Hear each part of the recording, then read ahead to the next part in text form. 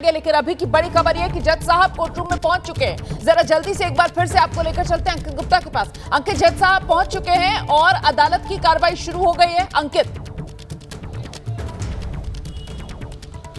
जी बिल्कुल, court room में जज साहब पहुंच चुके हैं, अदालत की कार्रवाई शुरू हो गई है। जो तमाम आरोपी हैं उनकी एक तरह से हाजिरी लग रही है और हाजिरी के बाद में जो कोर्ट अपना आदेश है, जो भी आदेश होगा वो सुनाएगी। तो फिलहाल अभी जो सहयोगी सुशील हैं उन्होंने ज़रूर बता दिया है कि जज कोर्ट रूम में पहुंच चुके हैं और जैसे जज कोर्ट रूम में पहुंचते हैं तो उसके बाद में प्रक्रिया क्या होती है। जो तमाम आरोपी होते हैं जो कोर्ट में हाजिर होते हैं, क्योंकि कोर्ट की तरफ से निर्देश होता है उनकी अपीयरेंस का, तो जैसे ही वो कोर्ट में हाजिर होते हैं तमाम आरोपियों की हाजिरी लगती है।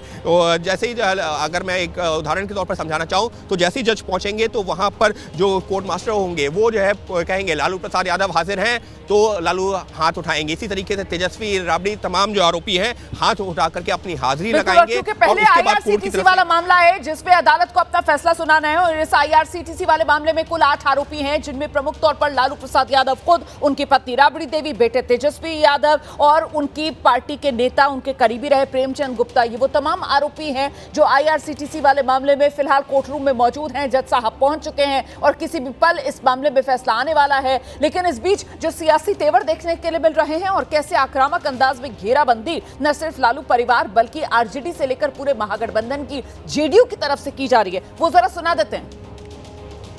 तो एक पथ दो काज के लिए तो लालू जी गए ही हैं। राजनीति में जो संपत्ति सृजन किया, कोर्ट में भी हाजिरी लगा लेंगे और उसके बाद राहुल गांधी के यहाँ भी हाजिरी लगाना है, तो 2 in 1 जॉब है। ये तो लालू जी के राजनीति का श्रृंगार है। ये कौन बड़ी बात है, कोर्ट में पेशी, बेल लेना, जेल जाना, ये सब तो परमानेंट फीचर है उनका। तो सुना आपने जेडीयू की तरफ से कैसे चुटकी ली जा रही है। निशाने पर लालू प्रसाद यादव हैं और साथ ही साथ घेराबंदी पूरे महागठबंधन की जा रही है। जल्दी से एक बार फिर अंकित गुप्ता का रुख करते हैं और जरा जानते हैं अंकित गुप्ता से क्या अपडेट। अंकित,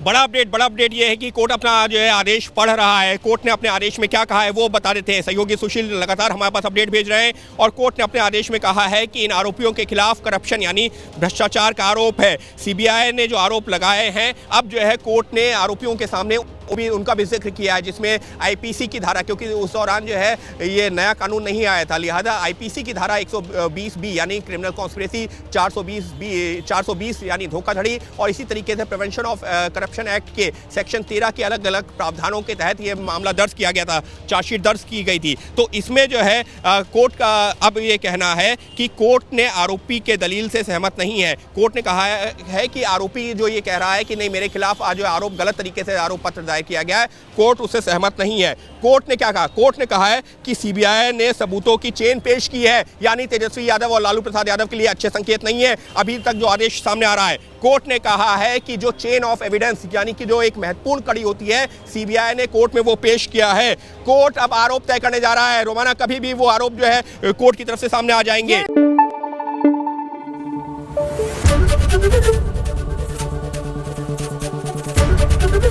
एबीपी न्यूज आपको रखे आगे।